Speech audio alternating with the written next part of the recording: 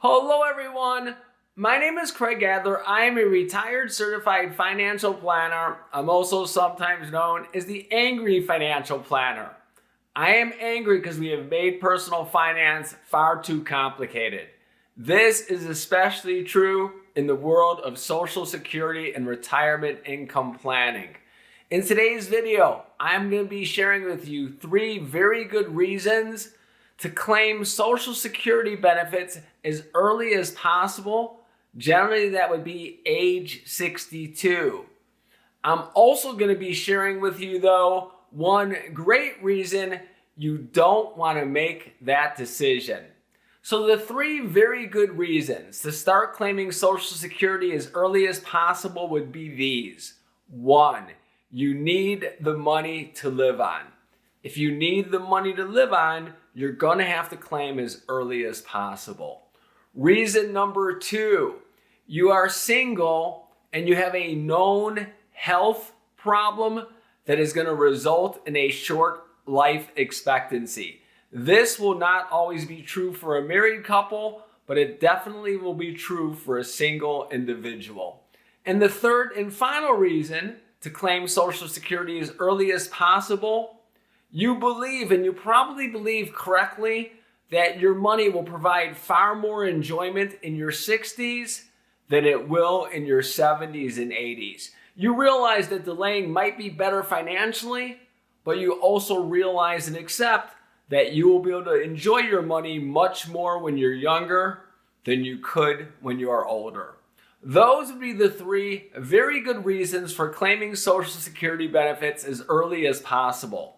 Now I'm going to share with you the reason you might want to delay until age 70. In my opinion, probably the best reason, but everyone's situation is different. Probably one of the best reasons to delay Social Security benefits until age 70 is it will allow you to be far more tax efficient with your overall retirement income plan. And if you are concerned about managing your tax liability during your retirement years, this would be a reason to delay those benefits as long as you possibly can. Let me show you and explain to you how this works. This gets a little bit complicated, but I think our explanation will make the explanation easier to understand and follow. So here is the way the tax code works for a single individual. With this example that I am creating, if you are married filing jointly, all you need to do is double the numbers and you would get the exact same result. So for a single individual, your first $16,000 of income is tax-free. Why is that income tax-free? Because we all have something called the standard deduction. That is the amount of income that we can receive before we have to pay any federal taxes. And that current amount is $16,000 using round numbers. Your next $12,000 of income, if you are single, is going to be taxed at 10%.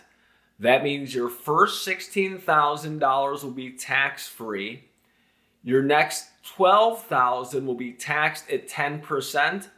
So your first $26,000 of income is going to cost you $1,200 in federal taxes. Your next $36,000 of income, going from $12,000 to $48,000, is going to be taxed at a rate of 12%. That means that income from $12,000 to $48,000 is going to generate $4,300 of additional taxes. What that means is your first $64,000 of taxes, enough to complete and fill up your standard deduction in those first 2 lowest brackets, is going to cost you $5,500 in federal taxes. So let me repeat that. For a single individual, and if you're married filing jointly, just double these numbers. Your first $64,000 of income is only going to generate $5,500 of additional tax cost. That works out to a net tax rate of about 8.5%. What that means is by delaying Social Security until age 70, you have 8 years where you can get $64,000 out of your other retirement accounts at an incredibly low tax cost. Now, let's look at how this changes if you start Social Security as early as possible at age 62. If you start as early as possible at age 62, we're going to assume that your Social Security benefit is going to add. It's going to add $20,000 of additional taxable income to your tax return. What that means is if you still want to maximize your standard deduction and your lowest tax brackets, now instead of being able to take $64,000 out of that account, you can only take $44,000. Why $44,000? Because the last $20,000 is going to come from that Social Security benefit. What that means is by not delaying, by starting that Social Security benefit at age 62, you've added $20,000 of income to that tax return, or you've taken away your ability to get $20,000 out of your investment accounts. $20,000 for 8 years is you're going to be able to get $160,000 less dollars out of your other investment accounts. Now, the other thing that you could do is this. You could take the approach. That you want or you still need to get $64,000 out of your investments, and you're going to do that at the same time you're collecting Social Security. What happens in that scenario, though, is this.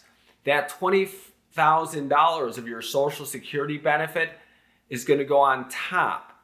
It's going to go on top of that $64,000. Unfortunately, when that happens, that $20,000 is no longer going to be taxed at 12%. The next bracket is 22%. What that means is that additional $20,000 of Social Security benefits going on top of the additional $64,000 of tax planning has now moved your tax expense from $5,500 to $9,900. I know I'm taking some liberties with rounding to get that additional $20,000 out. If you have started your Social Security benefit, almost doubled your tax expense.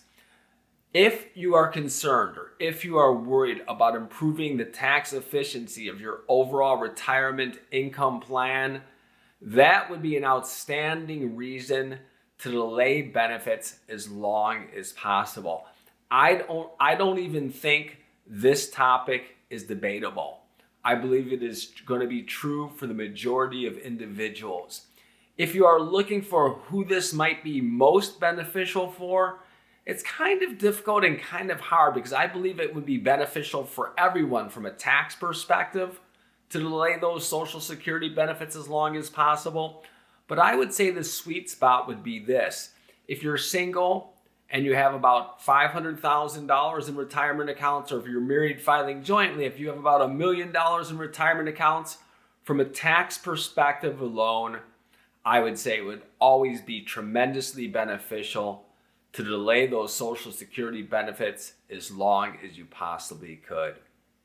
I create benefits that are intended to improve your financial literacy.